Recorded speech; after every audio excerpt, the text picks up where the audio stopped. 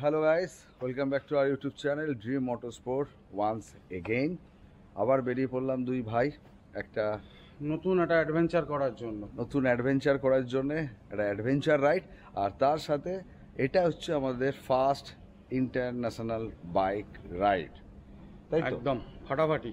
আর এই রাইডটাতে আছি আমরা দুজন আর আমাদের দুই এই সারথি।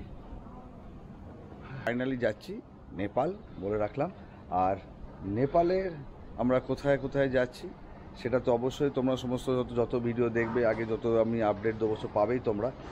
আর এটা মেন আকর্ষণ বলা যেতে পারে, আমরা যাচ্ছি সান্দাকপু, যেটা নেপাল হয়ে যাওয়ার।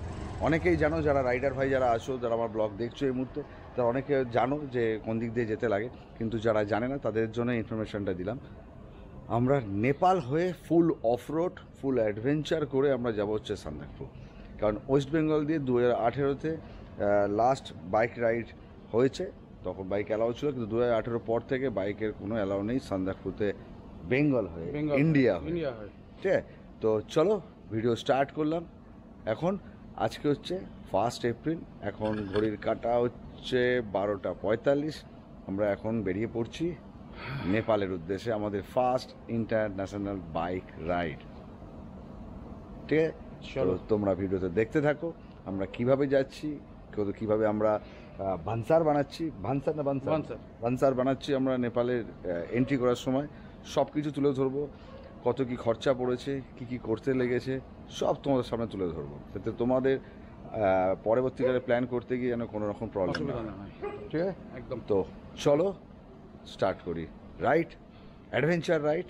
আমাদের আবার রিপিট করছি, আমাদের first international bike ride Nepal adventure. ঠিক আছে, তো চলো দেখা হচ্ছে এবারে ডাইরেক্ট বাইকে। আজকের আমাদের যে ডেস্টিনেশন থাকবে নেপালের, সেটা হচ্ছে কান্নাম। এবার কতক্ষণ লাগে দেখতে হবে, কারণ টোটাল এইখান থেকে 650 কিলোমিটার হচ্ছে কান্নাম।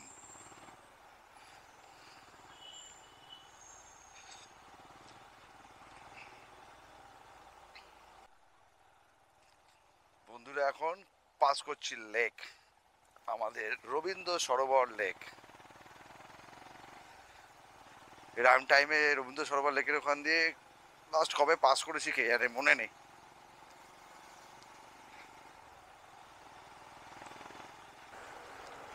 তো দেখতে দেখতে বন্ধুরা ক্রস করছি এখন সল্টলেক স্টেডিয়াম, এদিকে বিশ্ব বাংলা। তো বন্ধুরা দেখতে দেখতে এখন চলে এলাম এয়ারপোর্ট, ডান দিকে হচ্ছে এয়ারপোর্ট। আর এবারে আমি পড়তে চলেছি NH-34, যেটা ধরে সোজা আমাদেরকে যেতে লাগবে বাগডোগরা, কারণ বাগডোগরা থেকেই আমরা পানি ট্যাঙ্কির দিকে যাব।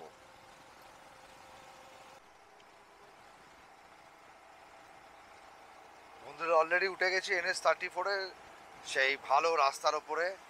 এখন তো অনেকটাই হয়ে গেছে,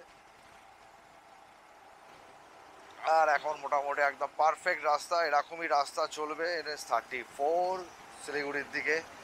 দারুণ রাস্তা, দারুণ। গুড মর্নিং বন্ধুরা, গুড মর্নিং ফ্রম পলাশী। এখন ঘড়ির কাঁটাতে সময় হচ্ছে এখন 5:33, যেটা আমি আমার গাড়িতে দেখতে পাচ্ছি। আর এখনো পর্যন্ত আমরা বাড়ি থেকে বাইক চালিয়েছি 180 কিলোমিটার। তো বন্ধুরা সামনে আসতে চলেছে সেই বহরমপুর বাইপাস, যেটা নতুন তৈরি হয়েছে, যার জন্যে আমাদেরকে এখন আর সেই বহরমপুর সিটির মধ্যে দিয়ে আর যেতে লাগে না, যেখানে অনেক বেশি কনজাস্টেড ছিল, ওই সেই জ্যামের মধ্যে দিয়ে পাস করতে হতো। আর এখন একটা অসাধারণ একটা বাইপাস। এই বাইপাসটা হওয়ার পর আমি আপাতত 2বার গেছি আমি অলরেডি, আর 2বারই আমি রাতের বেলা দিয়েই পাস করেছি। আজকে এটা নিয়ে 3 নম্বর, যেটা আমি দিনের আলোতে পাস করছি। বহরমপুর টাউন হচ্ছে বাঁদিকে, আর এখন বাইপাস। দেখো বন্ধুরা বাইপাসটা একবার।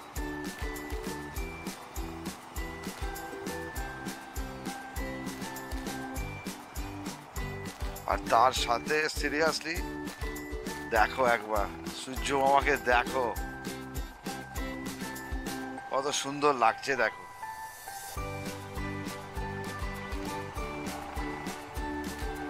দারুণ দারুণ।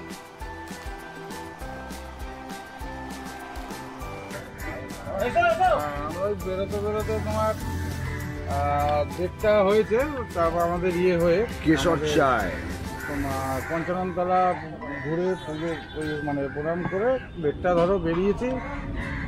আর এই 6:30টায় এই পলসন্ডা বলে এই জায়গাটায় পৌঁছে গেছি। ভাবছি ব্রেকফাস্টটা করে দিই, বন্ধুরা খিদেও পাচ্ছে। খাবার এখন টাইম লাগবে, সবাই কয়লা উনুনে কয়লা ছিলাম মধ্যখানে আরো 3 জায়গা দাঁড়ালাম, ওই তো অল্প অল্প দাঁড়িয়ে গেল এখানে।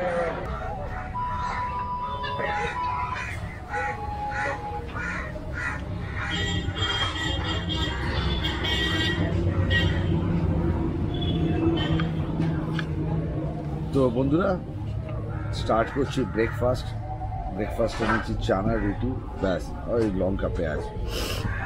কারণ কম বেশি খিদে পেয়েছে, কারণ এখান থেকে খাওয়ার পরে টানা বাইক আবার চালাতে লাগবে। তোর জন্য যখন খিদে পেয়েছে একটু খেয়ে নেওয়াটাই বেটার। ভাই খেয়ে নে ভাই।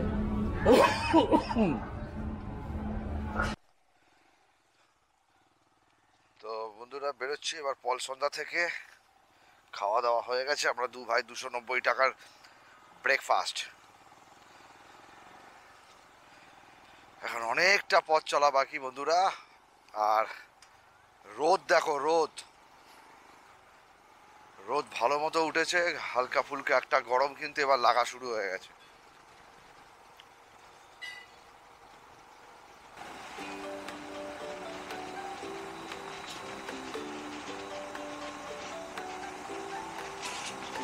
রাজু মজা নিতে নিতে গাড়ি চালাচ্ছে বন্ধুরা, দেখো একবার গান গাইতে গাইতে 2 পা একদম বাইকের ওপর তুলে দিয়ে লেগ গার্ডের ওপরে। ভাই ঠিক তো?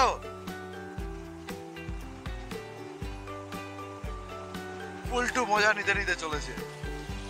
আর একটা কথা বলি বন্ধুরা, গরমে এই মুহূর্তে আমাদের সব সেকে যাচ্ছে, বিভৎস গরম, বিভৎস। এখন ঘড়ির কাঁটার টাইম 11:40, আমরা ঢুকতে চলেছি ইটাহারা।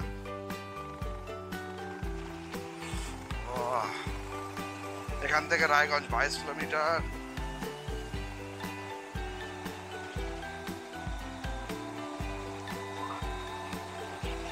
দেখো দেখো দেখো, ছেলে মজা নিচ্ছে দেখো।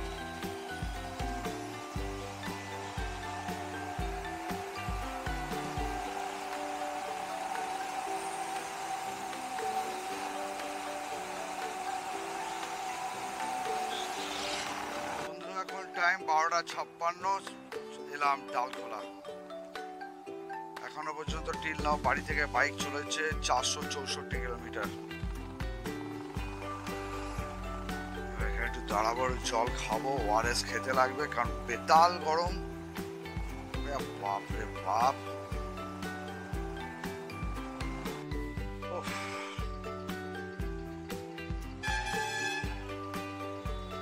ঠিক লাগছে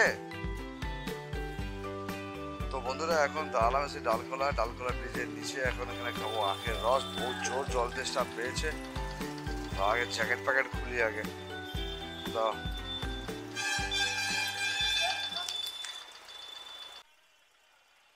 তো বন্ধুরা এখানে দাঁড়ালাম মোটামুটি 20 মিনিটের মধ্যে 2 গ্লাস আখের রস খেলাম, একটা করে শশা খেলাম, একটা ছোটোখাটো একটু লাঞ্চ করলাম একটু ফলের ওপরে। যা গরম পড়েছে, আখের রস খাওয়াটাও ভালো আর শশা খাওয়াটাও ভালো, সলিড খাওয়াটা হয়ে গেছে। আর এখন সেরকম কোনো পেটও নেই। আর সবচেয়ে ভালো হয়েছে আমরা সকালবেলা 3টে করে ব্রেকফাস্ট করে নিয়েছিলাম 7:30টার দিকে। তো চলো বন্ধুরা, এখন আর দাঁড়ানো বলতে গেলে স্ট্রেট আমরা ওই কিষানগঞ্জের রাস্তায় ইসলামপুরের ভেতর দিয়ে যে রাস্তা আছে ওটা দিয়ে আমরা মেচি বাজার যাচ্ছি না, পানি ট্যাঙ্কির দিকে আমরা যাচ্ছি। বাগডোগরা হবো, বাগডোগরা থেকে একটা রাস্তা শিলিগুড়ি, বাদিকে তো তোর ব্রিজের দিক থেকে পানি ট্যাঙ্কি, আমরা ওই রাস্তাটাই ধরবো, স্ট্রেট রাস্তা, ঠিক আছে? তো চলো বন্ধুরা, আস্তে আস্তে আমরা আমাদের গন্তব্যের দিকে এগোই।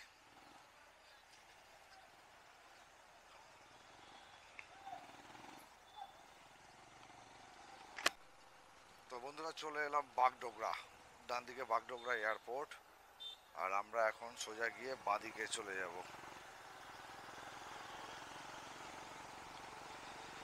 পানি ট্যাঙ্কি দিকে নেপাল বর্ডার।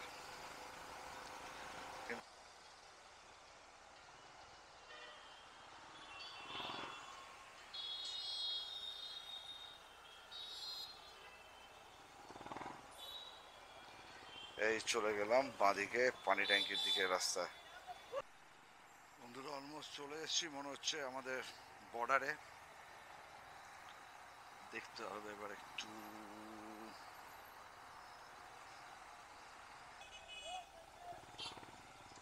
দেখো বন্ধুরা চলে এলাম ইন্ডিয়া নেপাল বর্ডার।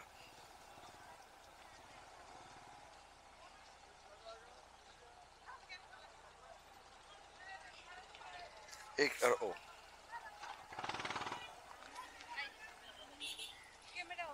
ও সরি।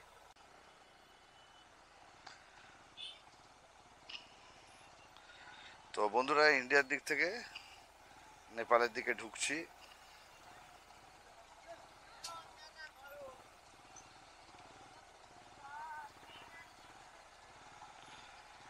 দিল না, নিচে নদী আছে মেচি রিভার। নদীটার নাম হচ্ছে, বলে রাখি এটা বন্ধুরা তোমরা অনেক হয়তো জানো বা আবার যারা জানো না তাদের জন্য বলি, এটা হচ্ছে মেচি রিভার, মেচি নদী।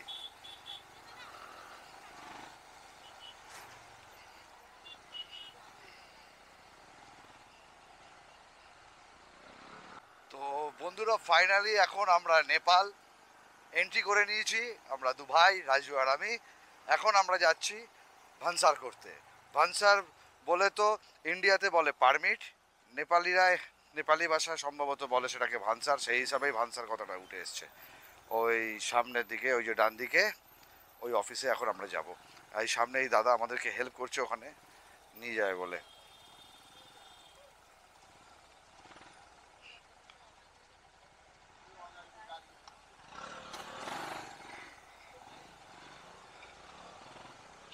चलिए चलिए ओके।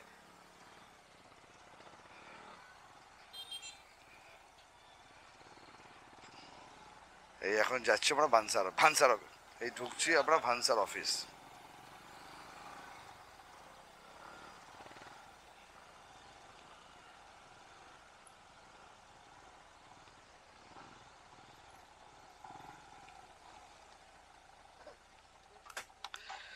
তো চলো বন্ধুরা কীভাবে ভানসার করছি দেখাচ্ছি তোমাদেরকে, কি কি ডকুমেন্ট লাগবে সেটাও বলছি। তো তো বন্ধুরা ফাইনালি নেপালে ভানসারও হয়ে গেছে। ভাই গিয়ে ভানসার করে এসছে, আমাকে বললো একটু বস তুই, আমি দায়িত্ব নিয়ে করছি। এইটাও আমার পরিচয়পত্র, ওর পরিচয়পত্র। কদিনের জন্য? 8 দিন। 8 দিন আমরা অ্যাকচুয়াল 1-2 দিন আমরা এক্সট্রা রেখেছি। আমাদের ট্রিপটা অ্যাকচুয়াল 6 দিনে আমাদের হিসাব মতো হয়ে যাওয়া উচিত, কিন্তু 2 দিন আমরা হাতে রেখেছি ইন কেস কেননা আমরা অসুস্থ হয়ে পড়ি বা গাড়ি অসুস্থ হয়ে পড়ে হতে পারে। কেন আমরা কোথাও একটা জায়গা গিয়ে দেখে খুব পছন্দ হয়ে গেল, এখানে নাইট স্টে করবো, আজকে যাব না, ওর জন্য 2 দিন আমরা এক্সট্রা রেখেছি। আর তার চেয়েও বড় কথা রাখার পেছনে যে মেইন কারণ সেটা হচ্ছে আমরা কোথায় এসেছি, নেপালে যাচ্ছি কোথায়, সান্দাকফু। তো যেখানে তুমি একটু ডিস্টার্ব করি আমি, তুমি এখন নেপালে ঢুকে গেছো, তুমি সান্দাকফু বলতে পারবে না। তাহলে কি বলবো? তুমি বলবে সান্দাকপুর। সান্দাকপুর দ্যাট ইজ নেপালি ভাষা। আচ্ছা, সান্দাকপুর নেপালি ভাষা সেটাকে বলে সান্দাকফু। আমাদের কারেন্সিও চেঞ্জ হয়ে গেছে। কত কারেন্সি যারা ভাই চেঞ্জ হয়েছে? আমাদের চেঞ্জ করেছি মানে 10-20 মানে আমরা টোটাল চেঞ্জ করে হয়েছে হচ্ছে 32,000 টাকা নেপালি টাকা। আর আমাদের এখানে ভানসার বানাতে 3200 টাকা দুজনের 3200 টাকা।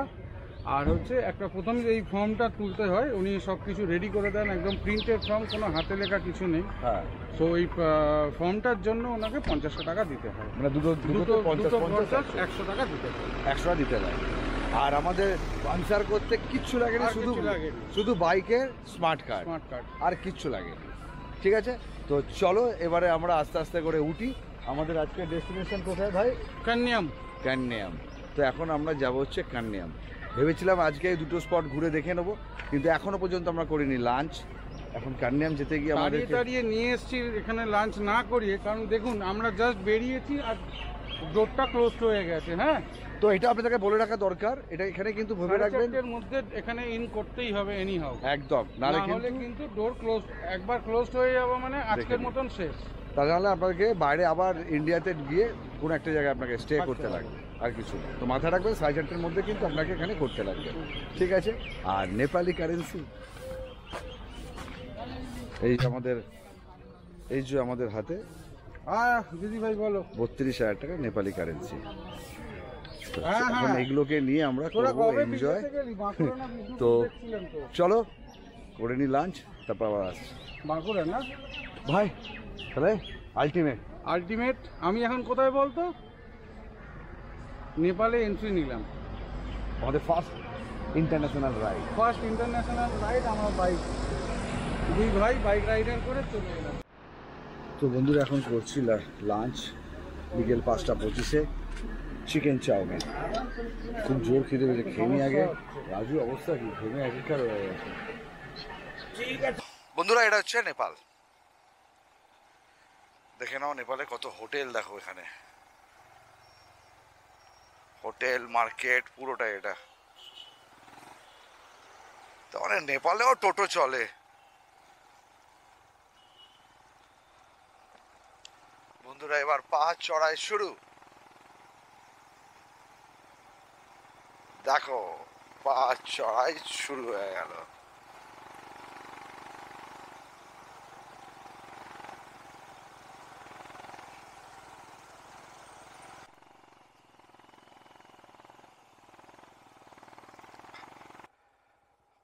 তো বন্ধুরা চলে এলাম কান্যাম।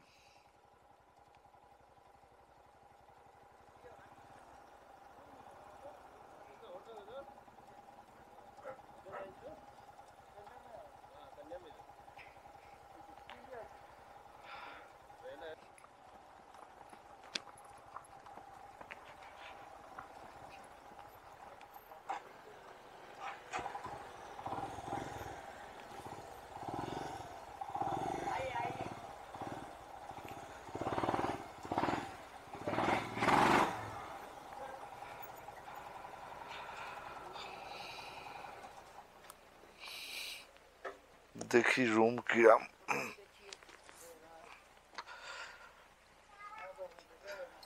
তুই দেখে আয়, তুই দেখে আয় না।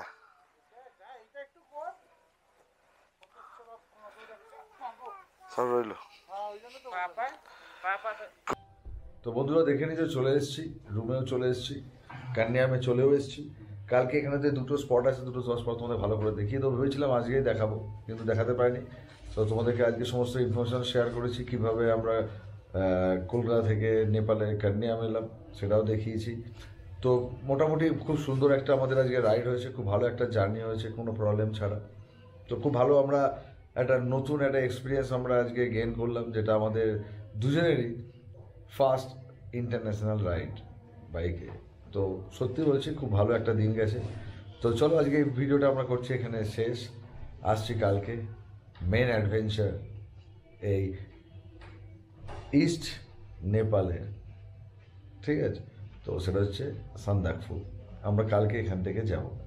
তো কিভাবে যাব, রাস্তার কন্ডিশান কী আছে, কি কি পেতে পারি, বড় পাওয়ার সম্ভাবনাও আছে শুনেছি। তো যা হবে দেখা যাবে, পুরোটাই তোমাদেরকে তুলে ধরবো পুরো। তো চলো ডে 1 শেষ করছি এখানে, ডে 2 নিয়ে আসছি কালকে। তো দেখুন তোমরা ভালো থাকো, আমিও ভালো থাকি। Tata bye bye, good night.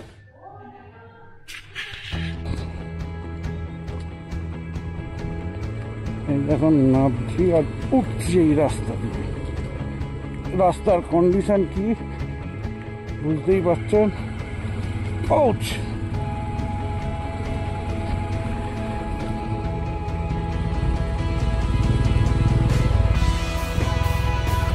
তোমরা দেখো গো আসিয়া, দুই বাইক নিয়ে আমরা যাচ্ছি কেমন কইরা। আবার ছোট্ট একটা ওয়াটার ক্রসিং,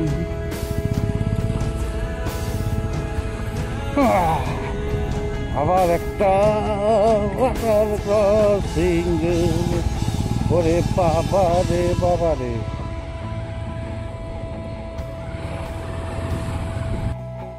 স্লো যাওয়াটাই বুদ্ধিমানের কাজ হবে। কেননা বলছি কিচ্ছু দেখা যাচ্ছে না, ক্যামেরা হয়তো তোমরা হয়তো বুঝতে পারছো না। বিশ্বাস করো আমার সামনে আমি সেরকম কিছু দেখতে পাচ্ছি না।